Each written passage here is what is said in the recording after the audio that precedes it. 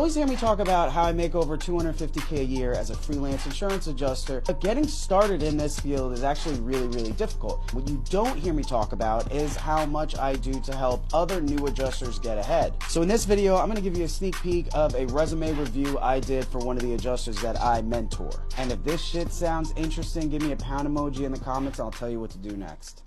Immediately, the first glance at this resume, you know what you see. It's the entire state of Florida in the top right corner.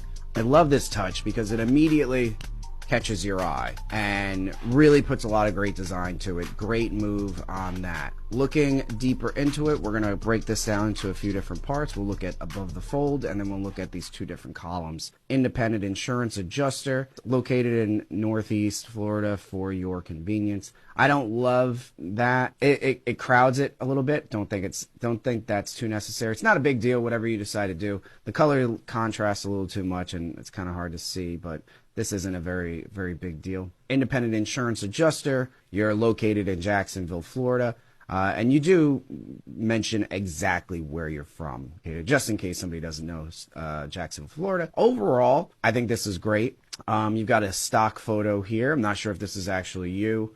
I'm imagining it's not, but I always like that personal touch where it's actually you, but I think in this case it's so ambiguous that you might be able to get away with it not being. Overall, great above the fold. So education, Kaplan, financial education, Florida resident, all lines adjuster, license number, That's fine. The Kaplan financial education, I don't know if that's really necessary. Looking below the fold here, you don't have a whole lot of open space. It's a bit wordy. It's not over the top. It's definitely not the worst I've seen, but it is a little bit crowded.